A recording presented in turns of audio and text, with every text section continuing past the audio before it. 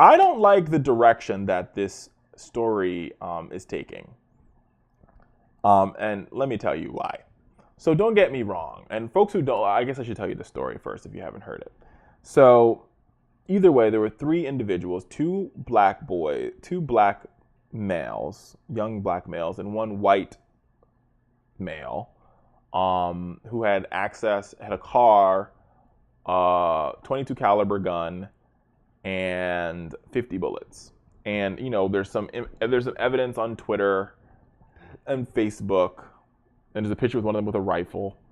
And there's some evidence on Twitter and Facebook indicating that these individuals, they wanted to pop off, they were going to pop somebody tonight, blah, blah, blah.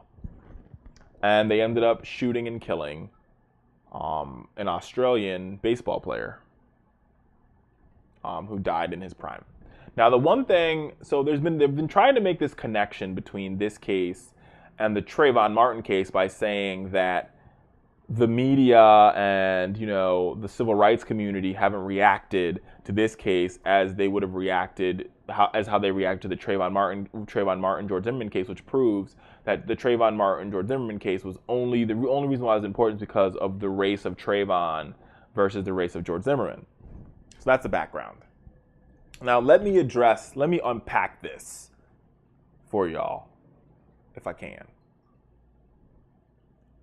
So, I think if you were to ask Jesse Jackson, the Reverend, or Reverend Al Sharpton, or if you were to ask Ben Jealous, or if you were to ask Barack Obama, or if you were to ask Nancy Pelosi, or if you were to ask, any civil rights leader that exists in today's lexicon, they would tell you that murdering somebody with a weapon is a crime, especially if it's premeditated, is a crime that's filled with hate, that is hateful, and that, is harmful to the American. It's just not a good thing.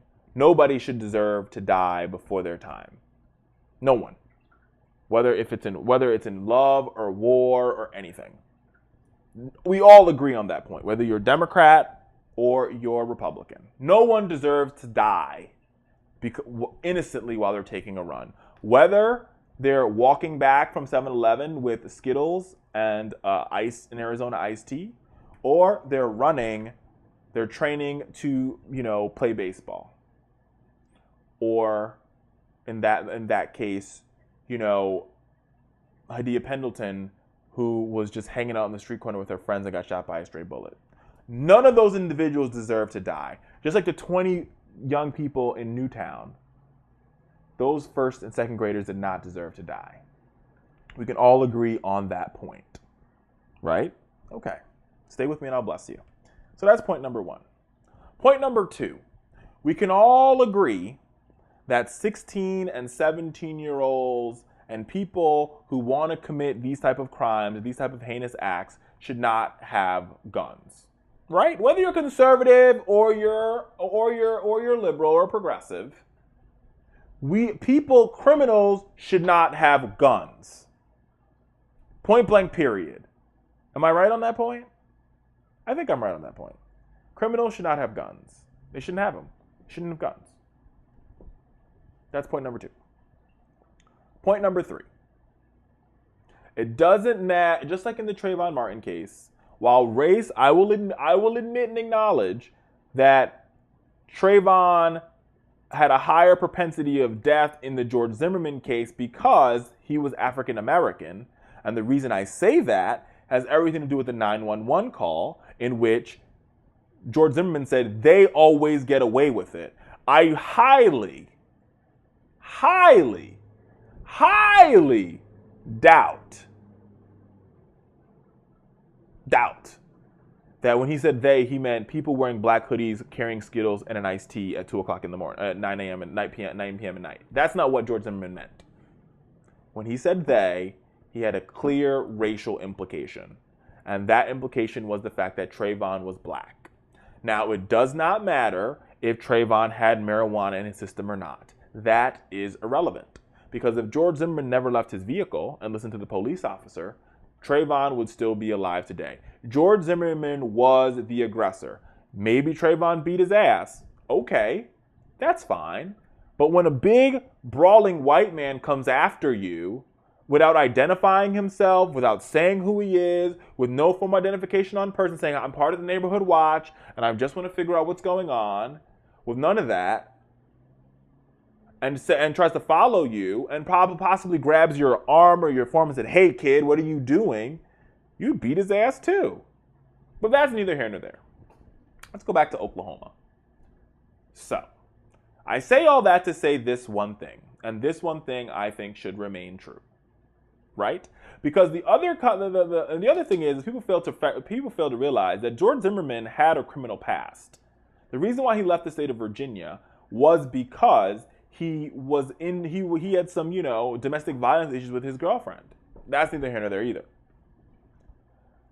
Gets back to my initial premise, and I've been on the networks talking about this. I got beat up a little bit, still here though. On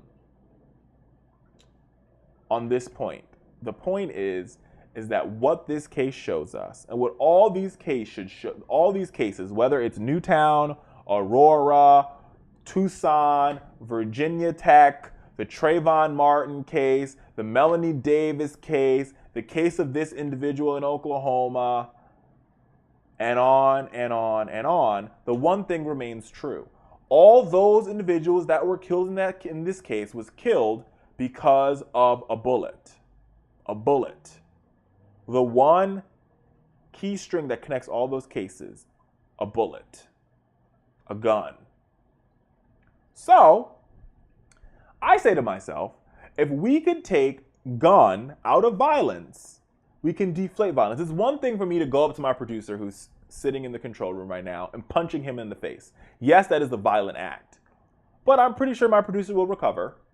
He might punch me back, but he's going to recover. But if I go to my producer and I take a gun and I shoot him point blank range in the face, there's probably an 80% likelihood he won't recover. And if he does recover, he will probably be in a vegetative state for the rest of his life. See the distinction there? While I don't condone violence, I'm sort of okay with somebody sucker punching you in the face over somebody shooting you with a gun in the face. You see where I'm going with this? The argument that I'm building up to here is that the only way we can make, at minimum, violence a safer thing is by finding a way to limit the amount of guns we have on our streets. Now, you're going to sit here and you're going to tell me why, the Second Amendment and I have the right to bear arms. Yes, you are correct. You do have the right to bear arms. I agree with that right. I think if you are a law-abiding citizen, you should have the right to bear arms. But your right to bear arms comes with limits. And those limits mean that if you have a .22 caliber with 50 bullets, your 16-year-old shouldn't have access to it. Or in the case of Adam Lanza, they shouldn't have access to that either. The only way we can fix this gun problems in this country is by fixing how guns are treated and the violent culture. We'll be right back on the Fowler Show after this break.